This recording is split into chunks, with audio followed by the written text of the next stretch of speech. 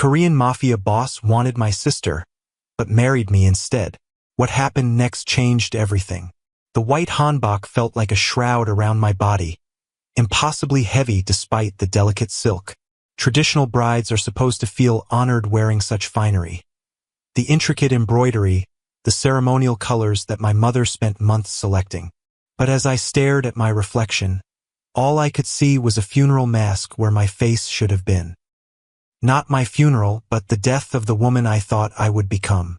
I wasn't supposed to be here. 3 weeks ago, I'd overheard them, my father and Kim Jae-wook, the most feared man in Seoul's underground.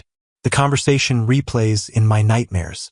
My father's study door left slightly ajar, their voices carrying into the hallway where I stood frozen, clutching university admission papers for my sister. "I understand your position," Jae-wook had said, his deep voice controlled and cold. "Family traditions must be respected.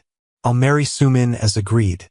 The alliance between our families is too valuable to jeopardize over personal preferences." My father's response was apologetic but firm. "Hygiene is only 20. Too young, Jae-wook. You know our ways. The eldest daughter must marry first. How convenient that tradition forces me to take the wrong sister. The wrong sister." The words carved themselves into my chest, permanent and scarring. I'd stood there, my breath trapped in my lungs, as they continued discussing me like a disappointing business acquisition. The papers for hygiene had slipped from my fingers, scattering across the marble floor. Neither man heard. In that moment, something inside me crystallized. The dutiful daughter who had excelled at university, who had earned her MBA with honors, who had believed her intelligence might someday matter more than her marriageability. That woman died in the hallway outside my father's study. Everyone calls my sister the beautiful one. Hygiene with her perfect features and gentle manner. Hygiene who turns heads whenever she enters a room. I've spent my life being the practical one, the smart one, the one who helped manage family accounts while Hygiene learned the traditional arts meant to make her the perfect wife for a powerful man. Apparently, Kim Jae-wook had noticed, and apparently he had wanted her instead of me. But tradition dictated otherwise. And in families like ours, families with connections to the Jopik, the Korean underground that controls everything from nightclubs to shipping routes along the eastern seaboard, tradition might as well be law. So I became the bride of Seoul's most dangerous man, knowing he wished I were someone else. The wedding ceremony was a grotesque display of power disguised as tradition.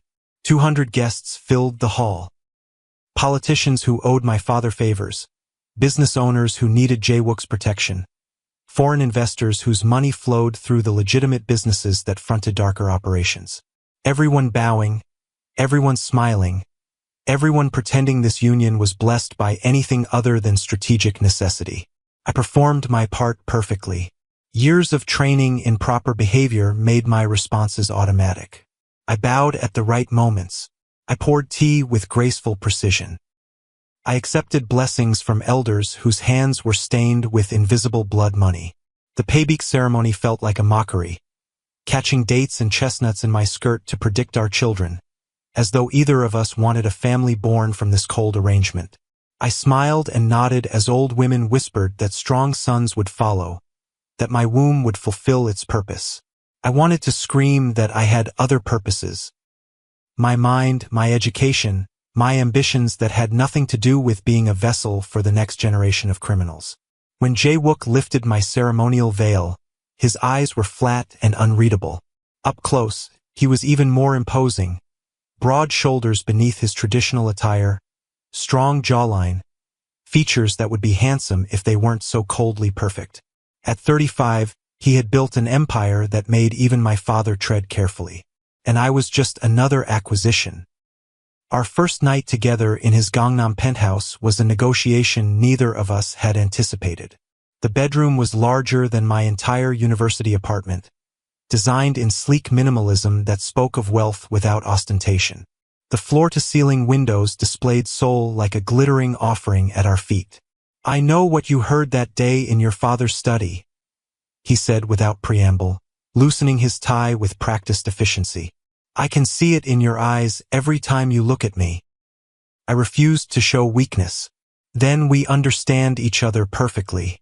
This is a business arrangement, nothing more. Is that what you want, Sumin? A marriage that exists only on paper. What I wanted was irrelevant. What I wanted had never mattered.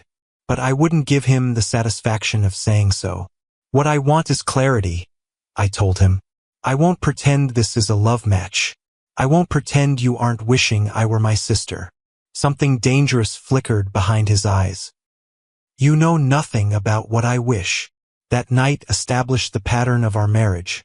Cold civility in public, tense distance in private. The physical aspect was something else entirely.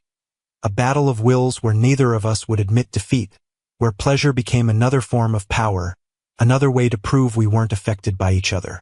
I told myself it meant nothing, that the way my body responded to his touch was merely biology, not betrayal. That I could separate physical sensation from emotional connection. But in the darkness, when his hands moved with unexpected gentleness, when his mouth found places that made me forget my resentment momentarily, the lines blurred in ways that left me confused and angry, mostly at myself. Morning would bring renewed distance, separate routines carefully choreographed to minimize interaction. He would leave early for his office in Uedo, that gleaming tower of glass and steel that housed his legitimate businesses. I would remain in the penthouse, a prisoner in luxury, watched by security personnel who called me Madame, with perfect respect while monitoring my every move. Jae-wook's world was immediately overwhelming. The penthouse was just one property among many. His business holdings spanned legitimate enterprises, tech companies, luxury hotels, import-export, and operations I pretended not to know about. His security team followed us everywhere, silent men with concealed weapons and earpieces who materialized whenever we left the building. I was a prisoner in a gilded cage, trapped by marriage vows that felt like shackles. His family was worse than I'd imagined. His mother, a traditional woman who had survived the hardships that forged her son into steel, evaluated me with cold precision. At our first family dinner, she commented on everything: my posture, my pouring technique, my clothing choices. Each observation was a thinly veiled criticism. The jeongjang is poured with both hands, Sumina, she corrected as I served tea. Did your mother not teach you proper respect? I bit my tongue and adjusted my technique, feeling my fingers tremble slightly under her scrutiny. The formal dinner stretched endlessly. 12 traditional courses served in my mother-in-law's Hanamdong mansion, where antiques worth millions were displayed alongside photographs of Jae-wook's father, a man whose legend in the underground still inspired fear 10 years after his death. Sumin studied business at Seoul National University, Jae-wook said during one particularly tense moment. She graduated at the top of her class. His mother's smile never reached her eyes. How modern. Though I wonder when she'll find time for children with such ambitious interests. I understood the message clearly. My education, my mind, the things I valued about myself, none of it mattered here. I was a vessel, a means to continue the Kim family line. Nothing more. Jae-wook's sisters were different versions of the same judgment. One traditionally minded like their mother, one Western-educated but equally skeptical of my place in their family. They spoke around me rather than to me, discussing family matters in rapid-fire Korean that occasionally slipped into dialect deliberately to exclude me, though I understood more than they realized. She's too skinny to bear strong children, the elder sister murmured to her mother, and too educated to be properly obedient. I swallowed my rage with expensive wine and smiled until my face ached. On our third week of marriage, I found the files. Jae-wook was called away on urgent business, leaving me alone in the penthouse with only the security team monitoring from a distance. Boredom and restlessness led me to his home office, a space he hadn't explicitly forbidden but clearly considered private. The cabinet wasn't even locked. Perhaps he never imagined I would dare. Inside were folders labeled with my name, dozens of them dating back 3 years. Reports from private investigators. Photographs of me leaving university, shopping in Myeongdong, having coffee with friends. Detailed accounts of my daily routines, my habits, even transcripts of conversations. My hands shook as I paged through evidence of surveillance so thorough it bordered on obsession. There were copies of my academic records, financial statements, medical history, things that should have been private, protected. Notes on my favorite foods, the books I checked out from the university library, the brand of perfume I preferred. Someone had been watching me since I was 21, long before any marriage arrangement was discussed. Not someone, Jae-wook. I felt violated in ways I couldn't articulate, my privacy stripped away long before I'd ever met him. What kind of man collected such information? What kind of future had I been maneuvered into? I was still processing this discovery when the first threat came. A delivery to the penthouse, a small white box addressed to me. Inside, a traditional wedding doll with a knife through its heart, and a note in elegant handwriting. Wrong choice, wrong sister. Jae-wook's reaction was controlled fury. Within hours, we were relocated to his compound outside the city, a fortress disguised as a traditional estate. Security doubled, then tripled. I watched him transform from cold businessman to something more primal, more dangerous, the Jopic leader that Seoul's underground feared. The compound was beautiful in its isolation, a sprawling hammock surrounded by modern security disguised as traditional elements. Gardens designed for contemplation now served as buffer zones monitored by cameras. Ancient walls had been reinforced with materials that could withstand explosives. Men with military precision patrolled perimeters day and night. "Who wants to hurt you?" I asked as we settled into our new temporary home. His laugh was harsh. "The list is long, but targeting you? That's new. That's personal. Because they know you wanted hygiene instead. They're telling you that you married the wrong sister." He went very still. "Is that what you think this is about? Isn't it? Everyone knows you settled for me when you couldn't have her." For the first time, I saw genuine emotion crack through his perfect control. Not anger. Something more complex, almost like pain. "You understand nothing, Sumin. Nothing at all." That night, as security patrols circled the property and Jae-wook conducted business calls in harsh whispers, I realized how little I truly knew about the man I had married. The files I'd discovered suggested an obsession that contradicted everything I thought I understood. Why would he have me followed for years if he wanted my sister? Why document my every movement, my habits, my relationships? Unless I had misunderstood everything. I lay awake in our shared bedroom, listening to Jae-wook's measured breathing beside me. We occupied the same space without touching, separated by mere centimeters that might as well have been kilometers. In the moonlight filtering through traditional paper windows, his profile was sharp and uncompromising even in sleep. The strong jaw, the straight nose, the tension that never fully left his body even in unconsciousness. What did I actually know about this man beyond his reputation? That he led one of Seoul's most powerful organizations. That his legitimate businesses generated billions annually. That he inspired both fear and loyalty in those who worked for him. That he had married me instead of my sister despite apparently preferring her. But what of the man himself? His likes, his dislikes, his history beyond business achievements? I knew nothing of substance. A deliberate distance I had maintained out of pride and hurt. On our 4th week of marriage, I decided to stop being a victim. If this was my life now, if Kim Jae-wook was my reality, then I would face it on my terms. "I want to negotiate," I told him over breakfast, setting down my coffee with deliberate precision. His eyebrow raised slightly. "We're already married. The contract is signed." "Not that contract. Our personal terms. This marriage may have been arranged, but how we conduct it is up to us." I presented my demands clearly.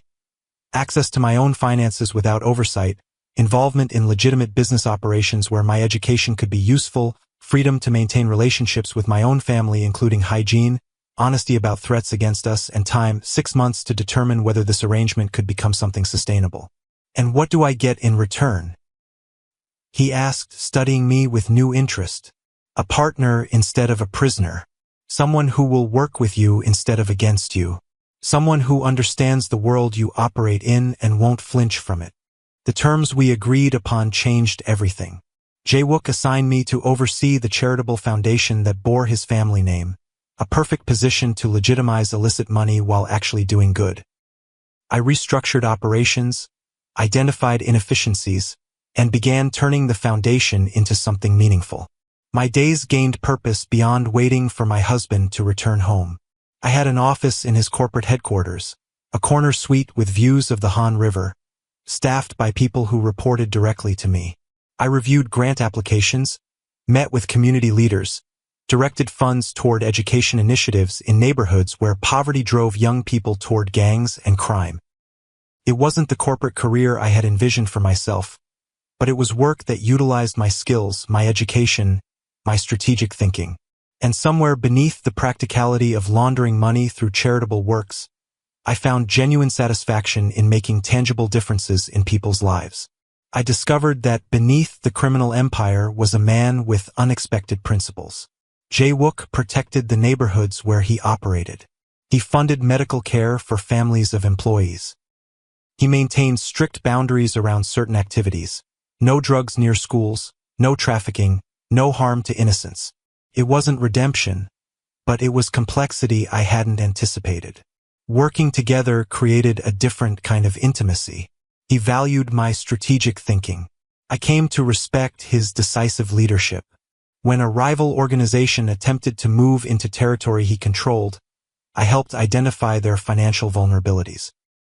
When suppliers tried to renegotiate terms, I sat beside him at meetings, presenting data that strengthened our position. We became a formidable team, and whispers spread through Seoul's underground about the cold, brilliant wife of Kim Jae-wook. The physical aspects of our marriage evolved alongside the professional partnership. What had been a power struggle became something more nuanced. Still intense, still passionate, but with moments of tenderness that neither of us acknowledged in daylight. His hands lingered longer than necessary. My body responded with increasing eagerness. We maintained our separate sides of the bed but found ourselves wrapped together by morning. I tried not to think about how those whispers would hurt Hygiene, who had cried at my wedding not from joy but from guilt, believing Jae-wook had wanted her. I tried not to wonder if she would have been happier in this life, if her gentle nature would have softened his edges in ways my sharpness could not. When we spoke by phone, carefully monitored calls for security, her voice held a wistfulness that pierced me. "Are you happy, Uni?" she asked during one such conversation. "I'm adjusting," I answered, unable to explain the complicated reality of my marriage to a sister who still believed in romance despite our family's history of arranged unions. "He's very handsome," she offered, as though that might compensate for everything. "He's very present," I replied, which wasn't a lie. Jae-wook filled every space he occupied, not just physically but energetically. His presence was something you felt before you saw him, the shift in atmosphere, the subtle straightening of subordinates' postures, the focused attention he commanded without effort. The second threat came on our second month of marriage.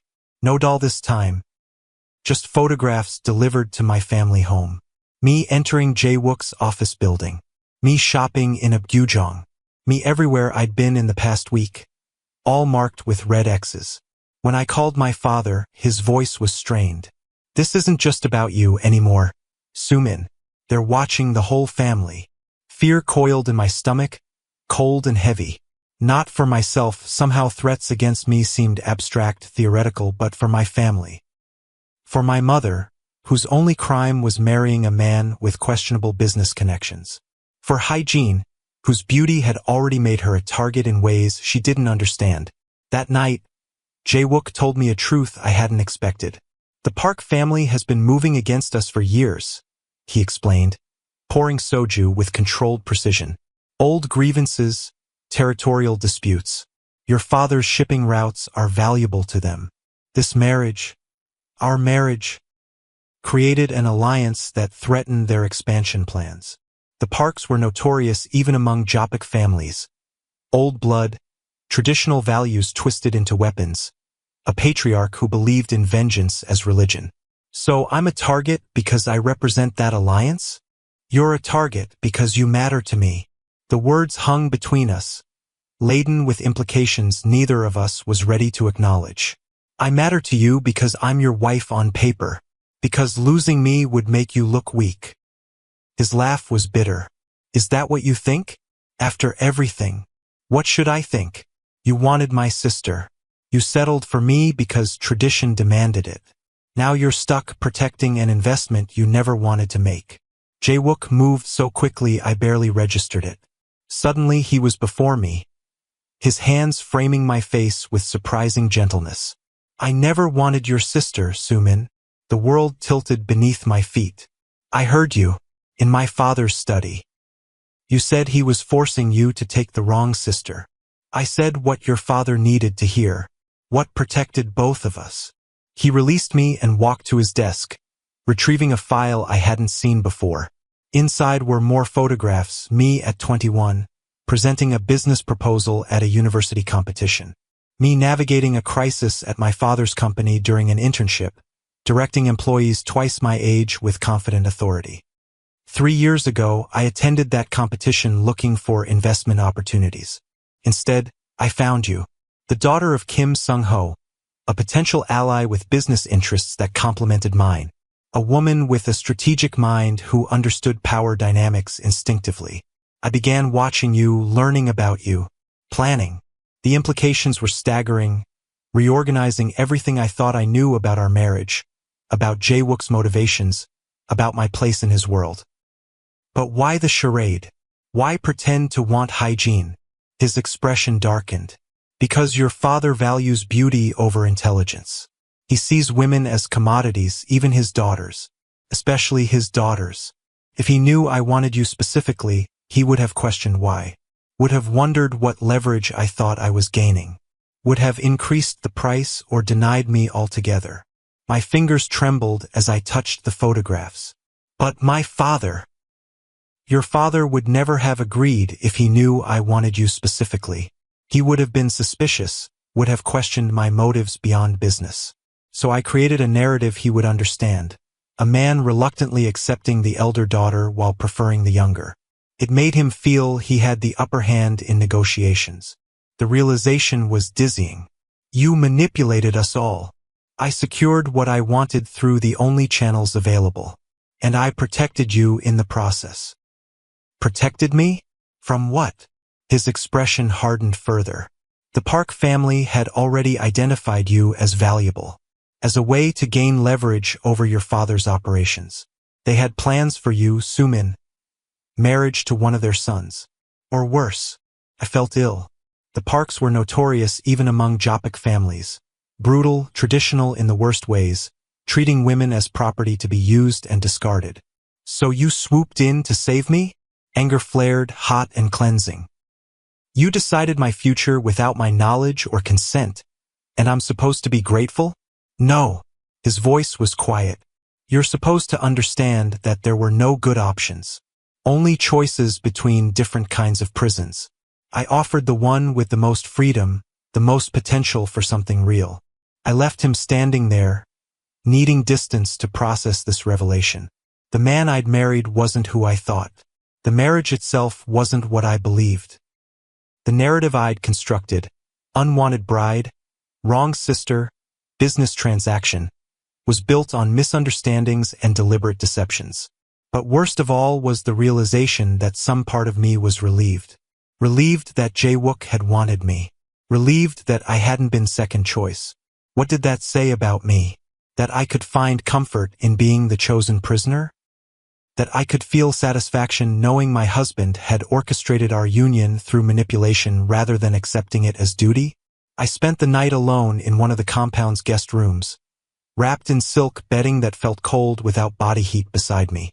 I'd grown accustomed to Jae-wook's presence, the steady rhythm of his breathing, the subtle scent of his skin, the security of his strength nearby. Now, isolation gave me space to think, but also highlighted how quickly I'd adapted to his constant proximity. Dawn found me in the compound's garden, watching sunrise paint ancient walls with golden light. The contrast was jarring.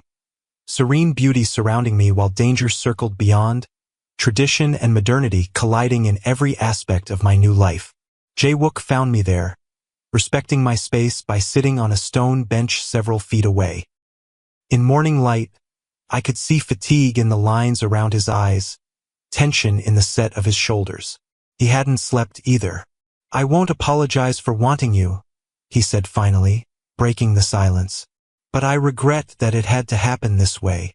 Through deception. Through necessary strategy." His gaze met mine directly. "The world we live in doesn't allow for simple truths or straightforward desires. You know this, you've grown up in it just as I have." He was right, though I hated admitting it. My father had been negotiating potential matches for me since I turned 18, weighing business advantages against family connections, completely disinterested in my preferences. In his world, our world, daughters were assets to be leveraged for maximum benefit. "What happens now?" I asked, the question encompassing our marriage, the threats against us, the uncertain future stretching before us. "That depends on what you want, Sumin." For the first time since I'd known him, Jae-wook's expression was completely unguarded. "Our agreement stands 6 months to determine whether this can be more than arrangement. I'll honor that, whatever you decide." The 3rd month of our marriage brought a new kind of tension. Working together had created respect. Physical attraction had always simmered beneath our interactions. But now, with truth between us, something deeper and more dangerous was forming. Understanding, perhaps even trust. Jae-wook began sharing more about his operations, bringing me into meetings where strategy was discussed openly.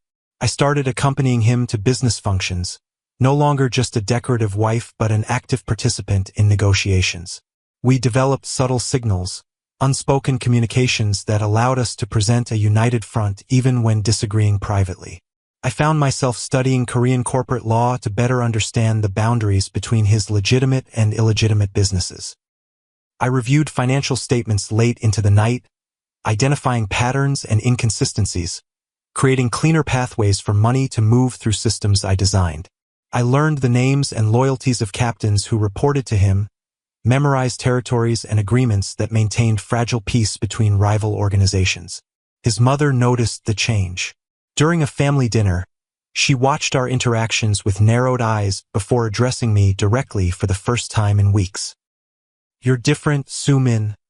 Less resistant." I met her gaze steadily. "I'm learning to navigate this world on my terms. There are no individual terms in family business. Only family interest. Then it's fortunate that Jae-wook's interests and mine are aligning." She studied me for a long moment before nodding slightly. Not approval, acknowledgement. It felt like winning a minor battle in a very long war. That night, Jae-wook received word that one of his nightclubs had been attacked. 3 employees injured, property damaged, a message left on the wall in red paint. Family for family. He was gone before I could process what was happening. Security doubling around me as he disappeared into the night to handle the situation personally. I paced our bedroom for hours, torn between anger at being left behind and fear for his safety. When he returned near dawn, his knuckles were raw and there was a darkness in his eyes that I hadn't seen before. "It's escalating," he said simply, loosening his tie with mechanical precision. "The Parks are making their move. Tell me." He looked at me for a long moment, as if deciding how much truth I could bear. "They're targeting everyone connected to us. Employees, associates, family." Ice flooded my veins. "My family? Your father has increased security. Your mother and sister have been moved to a secure location. Hygiene is in danger because of me, because of us." His expression softened fractionally. "She's in danger because the Parks are animals who see people as leverage. Don't take that blame on yourself." But I did. How could I not? My sister, who had never asked for any of this, who had wept at my wedding believing she had somehow failed me. Now she was hidden away, protected from threats she never should have faced. That night, something changed between Jae-wook and me. Perhaps it was shared guilt, shared responsibility. Perhaps it was the growing realization that we were truly in this together. When he reached for me in the darkness, there was tenderness beneath the passion, something almost like vulnerability in the way he whispered my name. For the first time, I allowed myself to wonder if this arranged marriage might become something real, something chosen rather than imposed. The call came at 2:37 a.m. on the first day of our 4th month of marriage. Jae-wook answered, his body tensing beside me in bed. Then he was moving, giving orders in the controlled voice that meant emergency. We need to go. Now, get dressed. Practical clothing. I knew better than to question during crisis. Within 10 minutes we were in an unmarked car, speeding through Seoul's empty streets with a security escort before and behind us. My father, I finally said, the only explanation that made sense for this level of urgency. Jae-wook's hand found mine in the darkness. He's alive. Critical but stable. The Parks bypassed his security, planted explosives in his car. If he hadn't been running late leaving the office, I closed my eyes, nausea rising. And my mother? Hygiene. Safe. Already being moved to a more secure location. Seoul at night was a different city.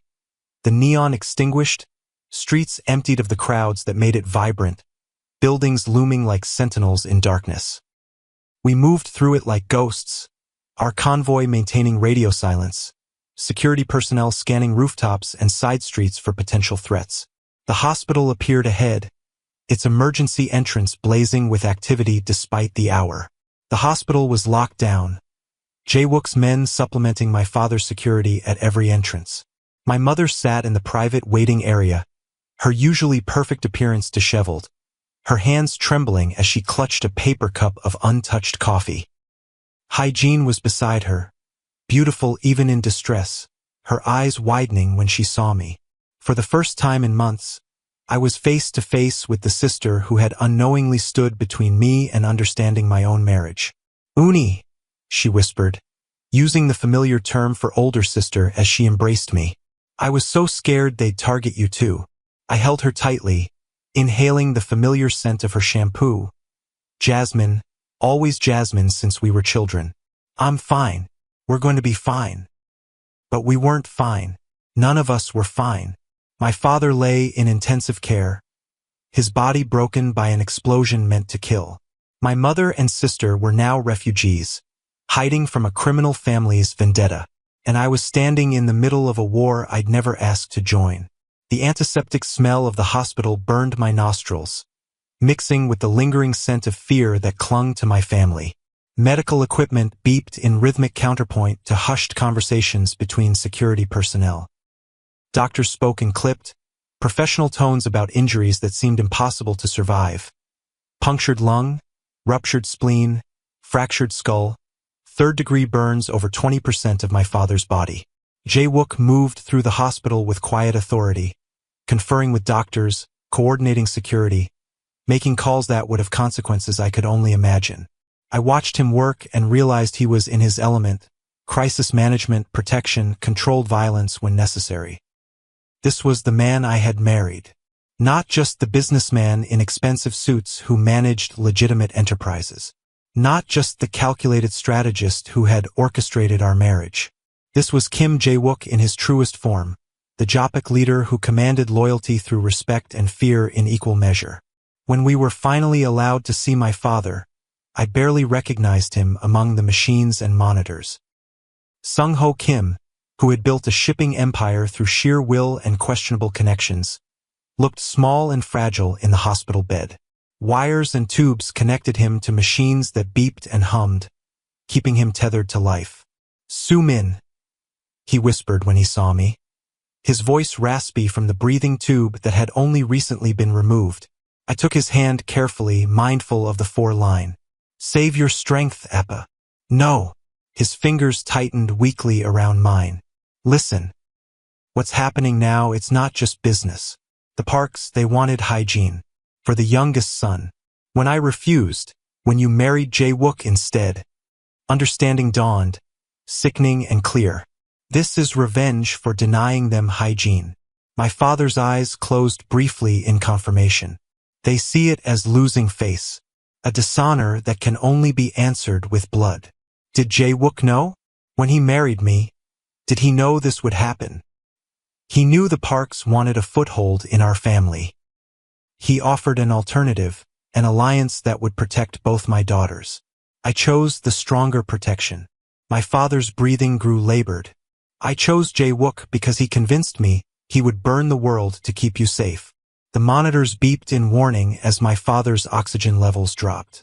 Nurses rushed in, ushering us out with professional urgency.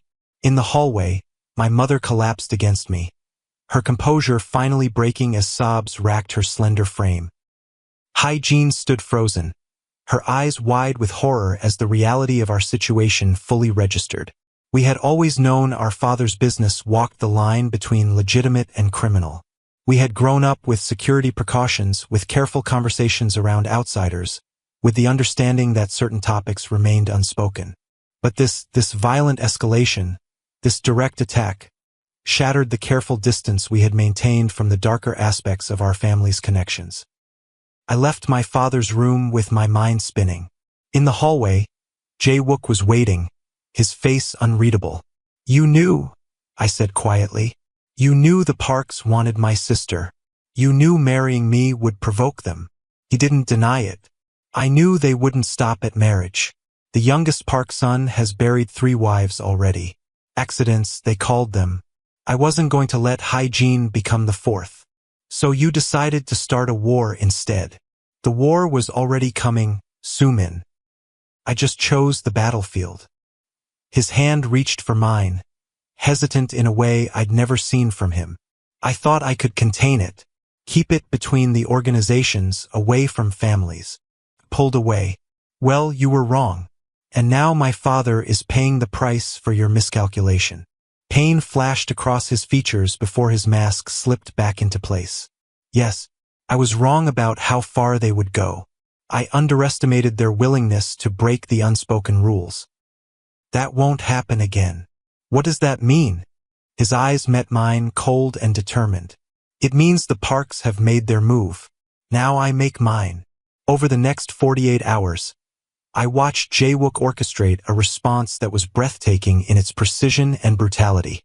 From my father's hospital room, using phones that couldn't be traced and couriers who moved like shadows, he dismantled the Park family's operations piece by piece.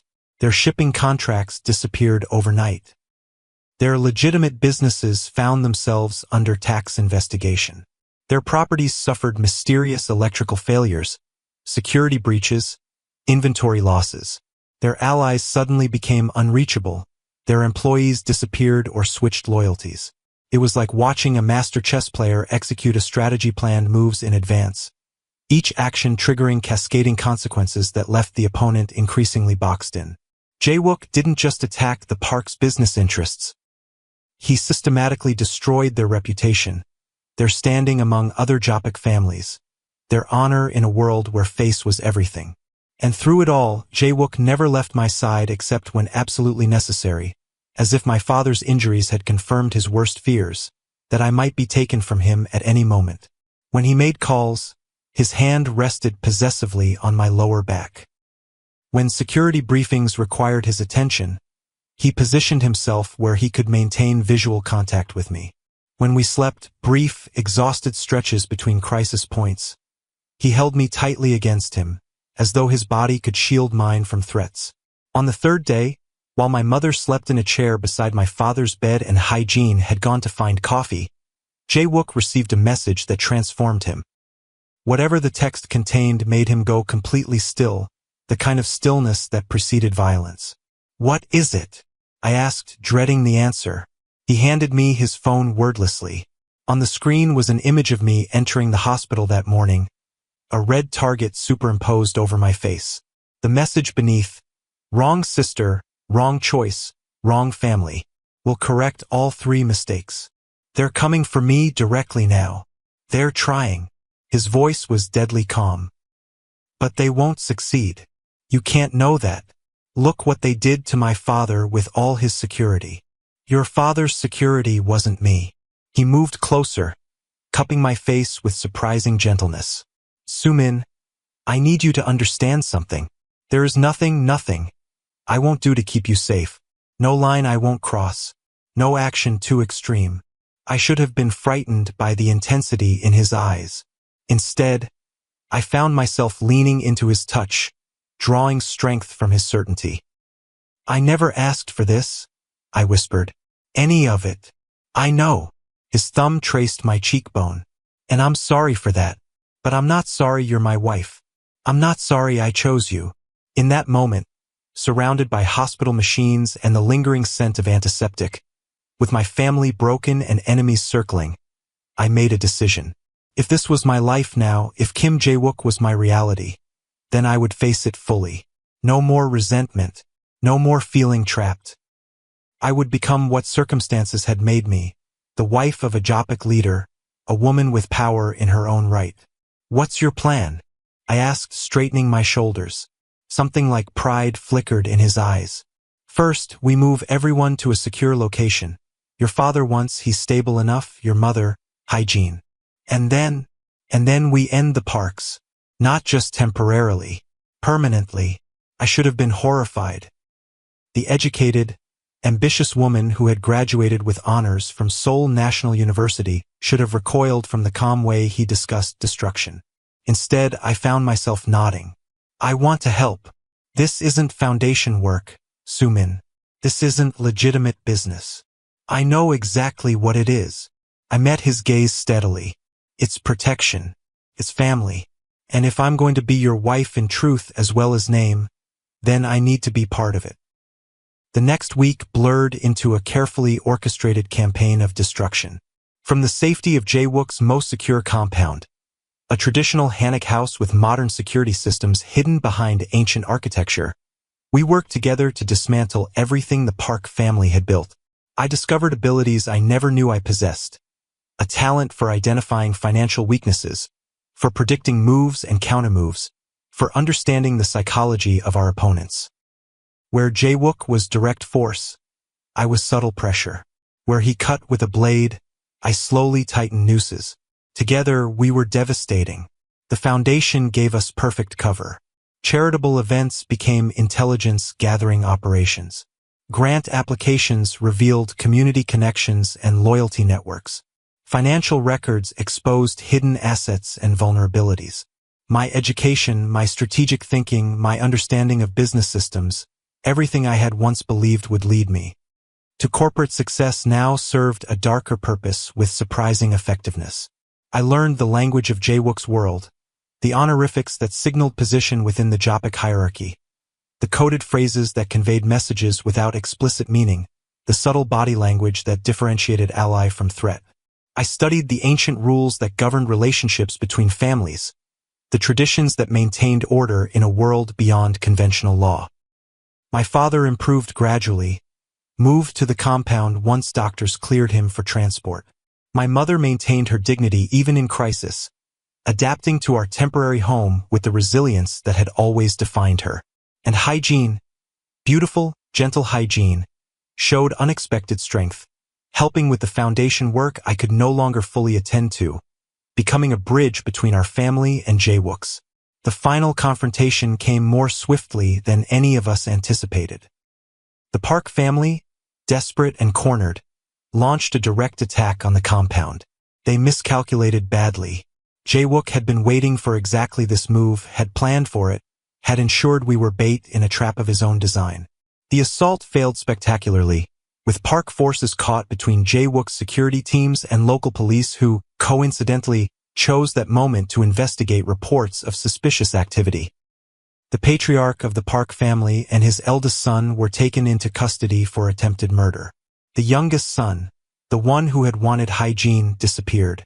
Rumors suggested he had fled to China, but the body discovered in Incheon Harbor 3 days later suggested a different ending. In the aftermath, standing in the garden of the compound as police finally cleared the scene, Jae-wook approached me with an expression I'd never seen before, uncertainty. "It's over," he said simply. "The Parks are finished. Your family is safe. And us?" I asked, the question that had been building since that revelation in the hospital. "What happens to us now?" "That depends." He took my hands in his touch uncharacteristically hesitant. Our arrangement was for 6 months of evaluation, to see if this marriage could become something real, something chosen. We're 4 months in. I'm not waiting 2 more months to make a decision I've already made. His breath caught. And what decision is that? I stepped closer, close enough to feel the warmth of him, to see the flecks of amber in his dark eyes. I choose you, Kim Jae-wook, not because I have to, not because of family obligation or tradition or alliance. I choose you because somewhere between resentment and respect, between anger and understanding, I found something I wasn't looking for. What did you find? His voice was rough, vulnerable in a way I'd never heard. A partner. A man who sees me. Really sees me and values what he sees. A future I never imagined but now can't picture living without. His hands framed my face, his eyes searching mine for any hesitation, any doubt. Finding none, he kissed me with a gentleness that belied the violence he was capable of, the destruction he had wrought to keep me safe. I've wanted you since I first saw you, he confessed against my lips. Not as a business arrangement, not as an alliance. You. Brilliant, fierce, unstoppable Sumin who challenged me at every turn, who never yielded unless it was her choice to yield. I'm still going to challenge you, I warned, smiling against his mouth. I'm still going to have opinions about how things should be done. I'm counting on it. His smile transformed his face, making him look younger, lighter. My cold, brilliant wife who terrifies my associates more than I do. Why would I want that to change? 3 months later, we formally renewed our vows, not out of obligation or tradition, but as a conscious choice made by two people who had found unexpected partnership in arranged circumstances. My father, recovered enough to walk me down the aisle again, whispered his approval as he placed my hand in Jae-wook's. You found your match, he said simply.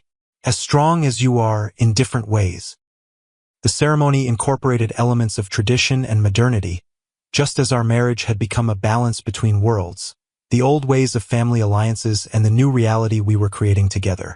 I wore a modernized hanbok in crimson and gold, symbolizing both tradition and my position as the wife of a powerful man.